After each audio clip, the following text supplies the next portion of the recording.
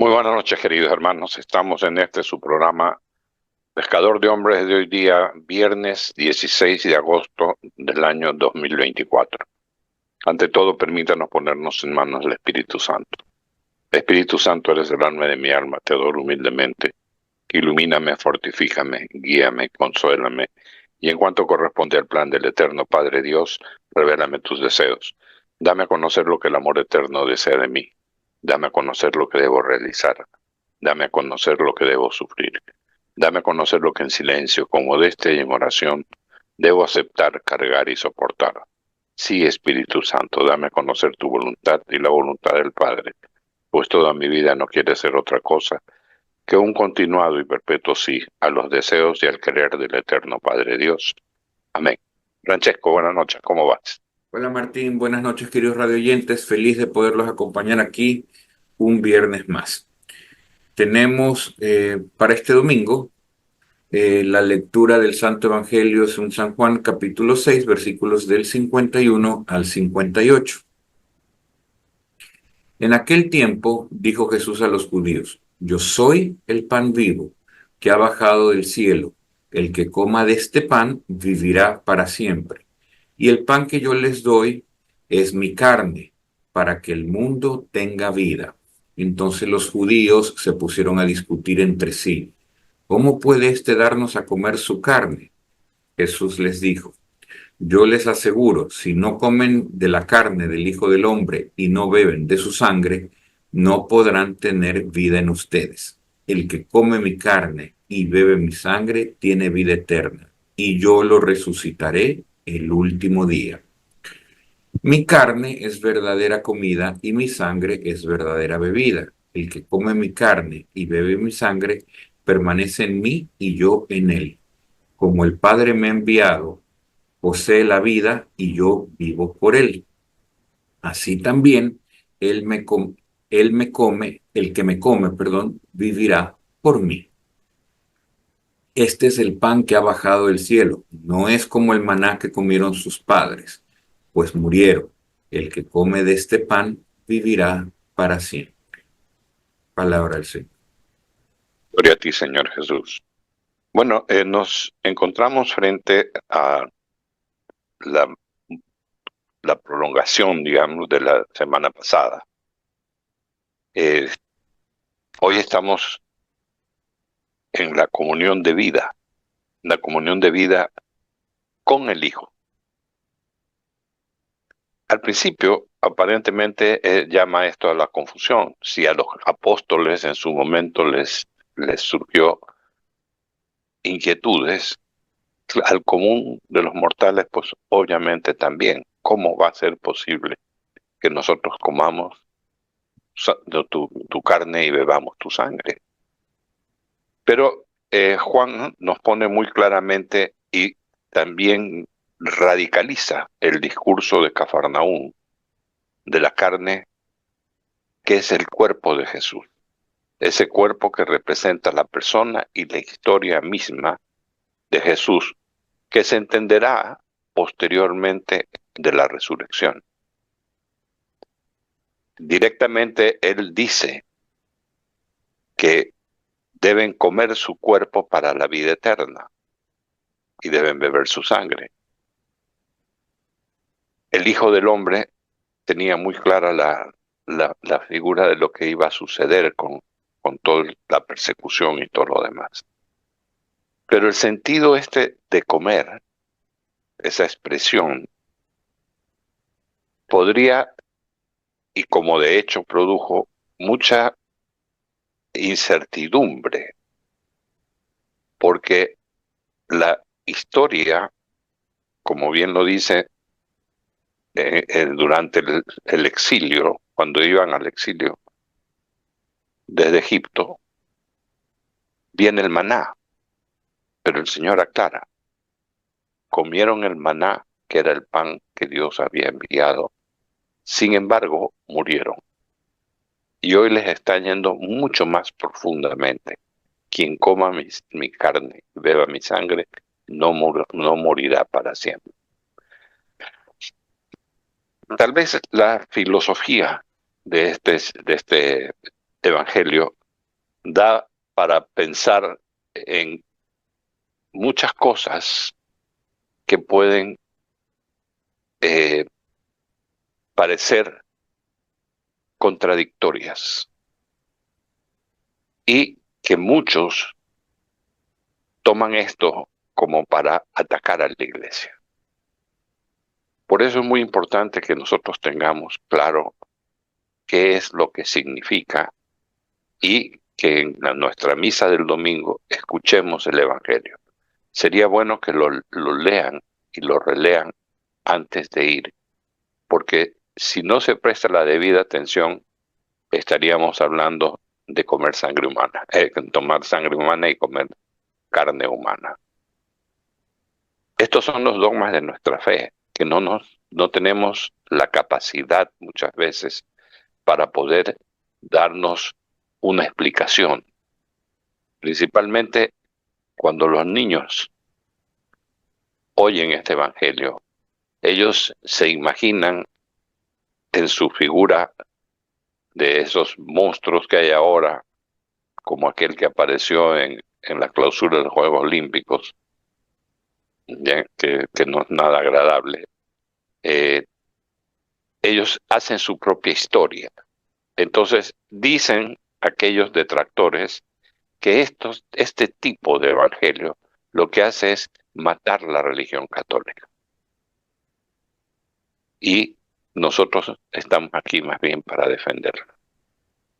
Porque entendemos, claro, el que no lee cotidianamente la Biblia, el que no presta atención a cada una de las homilías de los sacerdotes, puede imaginarse lo que quiera, pero parte de nuestra realidad católica y apostólica es entender que este es un dogma de fe que tenemos que creer. Francesco.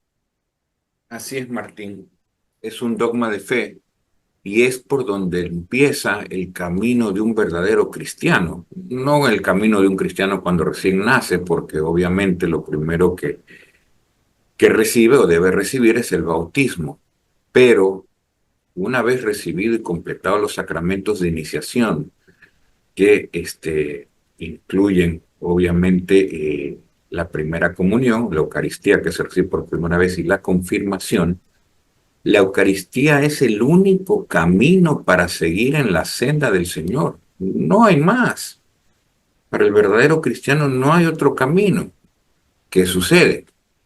Obviamente, para poder comulgar yo todos los domingos, necesito cumplir con ciertas normas del buen vivir, perdón por la palabra, que tiene que hacer con la vida de todo cristiano. ¿Qué significa? No debo pecar. Si peco, debo arrepentirme de todo corazón, hacer un propósito de enmienda de no volver a pecar y confesarme. Y así iremos dando traspiés, sin duda, en la vida, pero el verdadero cristiano se arrepiente y comulga, se confiesa y comulga. Y esa Eucaristía, que es efectivamente la verdadera carne de Cristo, y cuando se recibe en dos especias, porque así es como nosotros lo llamamos, es cuando es dos especias, es la hostia consagrada y el vino consagrado. Normalmente el sacerdote moja la hostia un poquito en el copón, en la copa del vino. Es verdadera carne y verdadera sangre de Cristo. No es algo menor, es lo máximo, ¿ya? Es la cúspide de la semana de todo cristiano, el domingo de ir a misa, celebrar y a renovar el sacrificio del mismo Cristo por salvar a la humanidad. Él señalizó el camino 2000 y pocos años antes y hasta el día de hoy eso es lo que mantenemos. Y lo dice clarísimo y de una manera que no admite interpretaciones el Evangelio de hoy. ¿Eh? El que se alimenta de mi sangre y de mi cuerpo, resucitará el último día, estará al lado del Señor. Entonces, es fácil de entender, menos fácil en muchos aspectos por las autocomplicaciones que nos logramos nosotros, los humanos, en nuestro diario vivir, es seguir el camino, pero se puede. La oferta, y perdón que lo ponga esta palabra, está ahí. Comulga y tendrás vida eterna. De eso se trata. No hay más vuelta que darle, queridos hermanos. De eso se trata. Eso es lo para lo cual vino el Señor, para salvarnos y dejar con nosotros el instrumento de salvación, que son su cuerpo y su sangre. Martín. Sí, el comer el cuerpo y beber la sangre de Jesús no es una simple metáfora, Así es. ni solo un rito religioso cristiano por excelencia, sino que es lo que sostiene el sentido de nuestras vidas. Es una tradición católica que es tan fuerte en la fe y en la presencia del real Jesús en el pan y en el vino, que comparte con nosotros y que tratan de ponerle en lenguajes rebuscados términos distintos. Pero nosotros lo conocemos también en el momento de la elevación como la transustantación, Transustanciación. transación, sí, Correcto. o de manera más completa es la transfinalización o transfiguración. También se utiliza este término. Como todo católico cristiano, hemos aceptado la presencia del Señor en la Eucaristía, que se instituyó inicialmente en la última cena. Pero recordemos que en la última cena dice, este es mi cuerpo, esta es mi sangre, y se la da exclusivamente a los apóstoles que lo rodeaban, a los 11. Y en cambio ahora lo está ampliando a la comunidad. Eso es lo que nos hace a nosotros decir, Cristo vive en mí. Así lo dice Gálatas 2, del 2 al 20. Comer el cuerpo y la sangre de Jesús, en esas palabras, Jesús expresa también que se identifica como el Hijo de Dios, hecho hombre. Esto significa quedarse con nosotros, porque si no hubiese habido esta exposición de comer el pan y el cuerpo y la sangre, hubiéramos quedado como incompletos en el momento de la ascensión, la muerte y la resurrección. No hubiera tenido un sentido, que es el sentido de nuestra fe hoy. Por eso el apóstol Pablo en Gálatas dice, es Cristo quien vive en mí. El Hijo de Dios vive en mí. ¿Cómo? A través de la comunión. Es el momento más sublime que nosotros como católicos podemos experimentar. Pero como ustedes ven, es un proceso, es un ritual, efectivamente, cuando el sacerdote transforma, que no es el sacerdote, él es el enviado de Jesús, se transforma en pan, el pan en carne y la sangre y el vino en sangre. El momento culmina en la misa de cada domingo que asistimos. Lo que pasa es que también muchas veces estamos distraídos y pensamos que al arrodillarse es porque si no me arrodillo, ¿qué van a decir de mí? ¿Ya? No, es entrar en ese ambiente de silencio, un ambiente de adoración, pero principalmente de aceptación. Estoy aceptando que Jesús está en el altar. Francesco. Así es, Martín. Y sería bueno un poco citar ciertos ejemplos para los incrédulos, porque es normal, hay mucha gente que dice un pan en este caso la hostia, es un pan muy delgadito, sin levadura, y un vino, ¿cómo pueden llegar a ser cuerpo y sangre de Cristo? Como tú bien dices, es un dogma de fe. Yo creo firmemente que ahí está el cuerpo y la sangre de Cristo. Yo creo en el momento principal de la misa, como así la llamamos, de la Eucaristía, que es en el momento que el milagro se produce todos los domingos cuando asistimos a misa, cuando el sacerdote eleva la hostia y eleva el pan y se convierte eso en verdadera carne y verdadera sangre de Cristo. Como decía nuestro párroco, si pudiéramos ver lo que está ocurriendo, quizás nos esconderíamos debajo de las bancas ante tal maravilla a la cual el ser humano no está acostumbrado, porque el ser humano no puede hacer milagros, es Dios quien obra milagros. Pero volviendo al tema, en la historia hay muchísimos milagros eucarísticos y todos están en Internet debidamente documentados.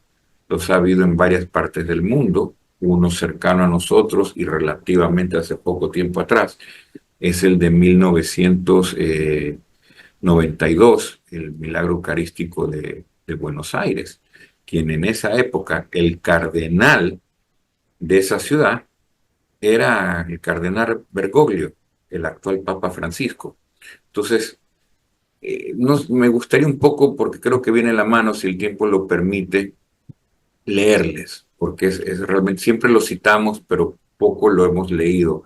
Y es para los que no están convencidos que se convenzan. Dice, el padre Eduardo Pérez del Lago, de apenas 30 años, estaba recién ordenado como sacerdote cuando aquel 1 de mayo de 1992, voy a ir un poco rápido en la lectura para que el tiempo nos dé.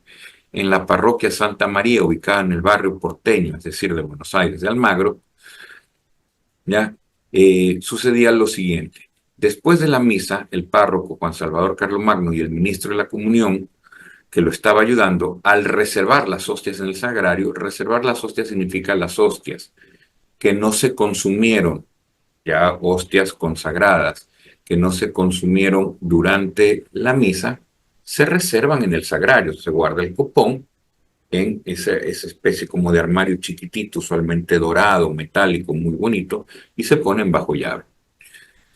Entonces, al reservar las hostias en el sagrario, encuentran que en el corporal, que es el pañuelo blanco que se pone delante del sagrario, había dos pedacitos de hostia.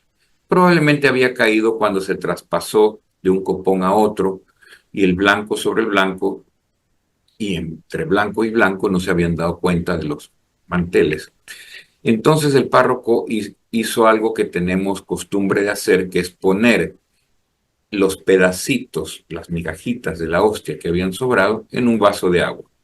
Así lo recuerda el sacerdote, algo habitual que prevé la iglesia ante estos sucesos. En este caso, era una tinaja de cerámica con un poquito de agua donde se pusieron los pedacitos y se espera que se diluya. Normalmente, con los días se diluye el agua, se diluye y el agua se la tira en una planta para porque ya no hay presencia eucarística y se limpia y se purifica el vaso luego de eso. Pero eso no pasó en toda la semana. Llegado el 8 de mayo, el día de la Virgen de Luján, ya el párroco, luego de terminar la misa, miró lo que estaba en el recipiente para ver si había que ya purificarlo y encontró algo muy extraño. El párroco llamó al diácono y otra persona para que vieran lo que estaba sucediendo. Se veía que era una explosión porque había esquirlas contra las paredes del vaso. Ya, el sacerdote resalta que llamó la atención el color de la hostia, que ya tenía como un colorcito oscuro y completa, pero había otras esquirlas que estaban en el agua y que mantenían el color rojo, pero muy subido de tono, y después adentro era como una masa de carne lo que había, es decir, la hostia se estaba con el pasar de los días en el agua, convirtiendo en algo orgánico, en algo que parecía ser carne y sangre.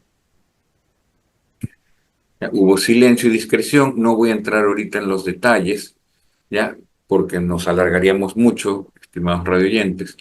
Pero lo hermoso de esta historia, que es bien conocida, es que se mandó a hacer un análisis de esa muestra de sangre y de esa carne que se había creado en este copón, donde habían depositado unas simples migajas de hostia, ¿ya?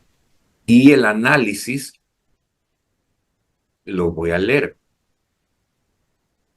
Pasaron los años y parecía que el milagro eucarístico solo quedaba como un secreto muy bien guardado entre los protagonistas, hasta que en 1999, con la autorización del entonces arzobispo de Buenos Aires, Jorge Mario Bergoglio, es decir, el Papa Francisco, que está actualmente en funciones, se hicieron los análisis en dos laboratorios forenses de Estados Unidos.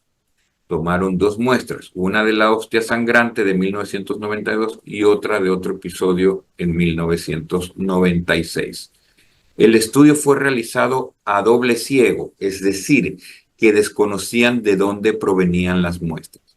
Los informes obtenidos concluyeron en que se hallaron elementos sanguíneos, resto de la cadena de ADN humana y una sustancia que genera la piel ante una herida.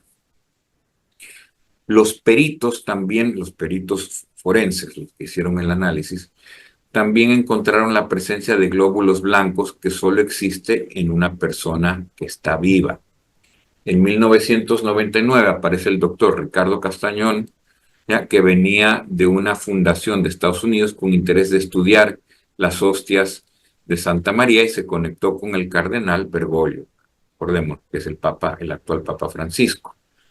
Todos sabemos el amor que él tiene por la pobreza, entonces le dice a este médico, ¿cuánto sale? El médico le dijo, nada, porque hay una fundación que se hace cargo de estos gastos. Y Bergoglio entonces dio la autorización para que se haga el estudio, ¿ya? Aquí viene la parte que a uno le puede erizar un poquito los pelos, ¿no? Dice, primero se hizo un estudio sobre la credibilidad de los testigos y luego un análisis psicológico a los testigos y después el doctor Castañón trajo a un escribano que certificó que la muestra que se tomaba en ese momento y se ponían sobre la mesa era la misma que se iba a abrir en Estados Unidos y lo llevó al laboratorio de Texas. Después de un tiempo vuelve a decirle al cardenal el resultado. Se trataba de un tejido del miocardio y del corazón que estaba vivo y que estaba herido. El doctor le pidió al cardenal Bergoglio someter la hostia a más estudios, pero el cardenal dijo que no. No dejemos que la ciencia diga lo que tiene que decir la fe. El relato continúa, no lo voy a redactar todo, pero los invitamos a nuestros radioyentes y televidentes, investiguen sobre los milagros eucarísticos, querido Martín. Son varios a lo largo de la historia, todos muy bien documentados y todos llegan exactamente a la misma conclusión. Lo que nosotros recibimos en la misa dominical cuando nos acercamos a comulgar es el verdadero cuerpo de Cristo. Y cuando es en dos especias, que es la hostia remojada en el vino, en el copón de vino consagrado, es verdadero cuerpo y verdadera sangre de Cristo. Y ese es el único camino hacia la salvación. Martín. Sí, por último estamos cortos un poco de tiempo.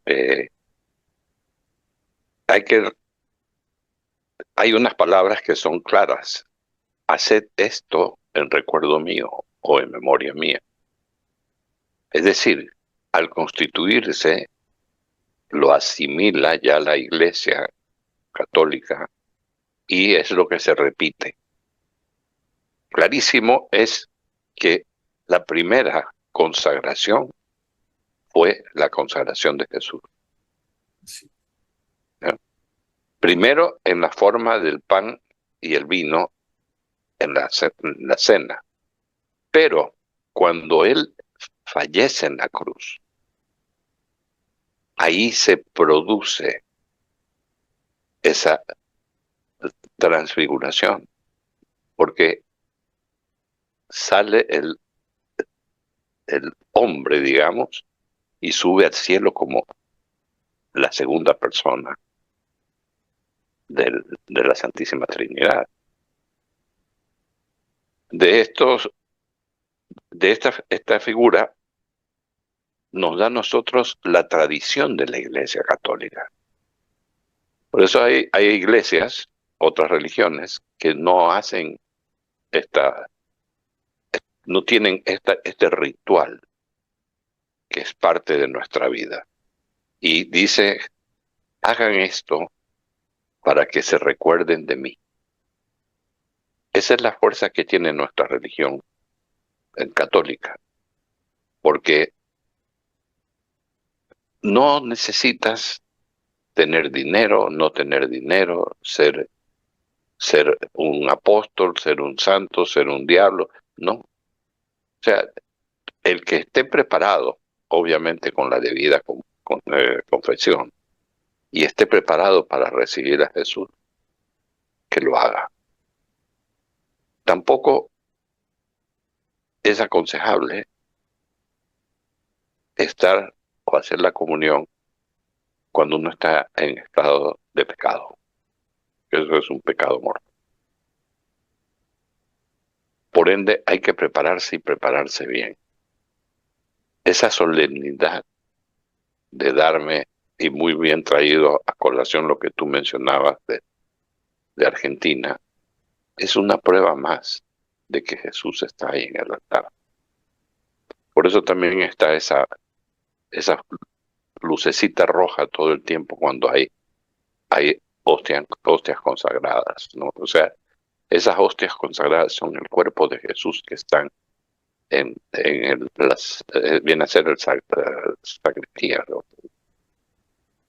O sagrario.